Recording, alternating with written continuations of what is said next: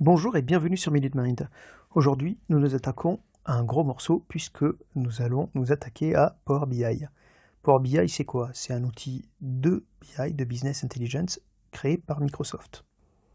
Alors, est-ce payant? Oui et non. Non, pourquoi? Parce que si vous vous créez un compte pro Office 365, vous pouvez télécharger Power BI Desktop pour Windows, et ce, de manière gratuite. Cela devient payant à partir du moment où vous publiez sur des espaces de travail cloud votre travail pour le partager avec d'autres personnes. Donc, si vous l'utilisez qu'en desktop, vous pourrez partager vos fichiers comme vous partagez des fichiers Excel. Pour arriver à Power BI, j'ai fait des vidéos préalables sur Power Pivot et Power Query. Pourquoi? Parce qu'en fait, beaucoup de briques sont partagées. Et aujourd'hui, quand vous allez découvrir Power BI, vous allez voir que nous avons déjà fait 70 à 80% du travail en travaillant sur Power Pivot et Power Query.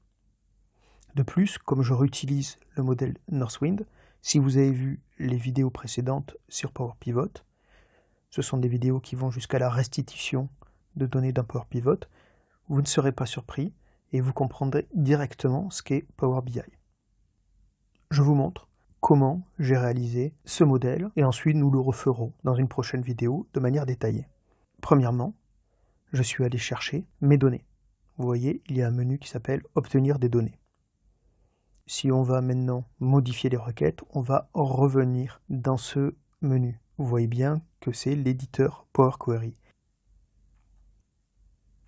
Nous allons également retrouver, après cette préparation de données, les relations entre tables pour le début de la modélisation. Nous finaliserons la modélisation en créant des colonnes calculées ou en créant des mesures. Vous voyez sur la droite, sur la colonne calculée, nous voyons un petit sigma, et devant la mesure, nous voyons une calculatrice apparaître.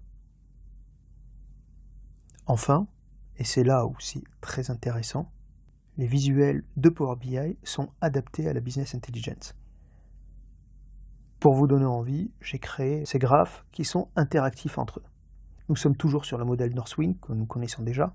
Donc, par exemple, nous allons regarder les boissons et vous voyez directement quels sont les produits phares et quels sont les vendeurs qui ont le mieux réussi dans les boissons et quelle est la répartition dans le monde. Mais là où c'est intéressant par rapport à Excel, c'est qu'il est possible de filtrer à l'intérieur des graphiques. Par exemple, si nous voulons savoir où sont vendus les codes de Blaye, il suffit de cliquer sur les codes de Blaye et vous aurez la répartition qui se mettra à jour. Vous aurez aussi quelle est la part de chaque vendeur. Cette interactivité, vous ne l'aurez pas sur Excel. J'espère vous avoir donné envie. Dans la prochaine vidéo, nous allons voir comment nous avons pu réaliser cela. Si vous avez suivi les vidéos précédentes, ça ne sera qu'une formalité. À plus tard.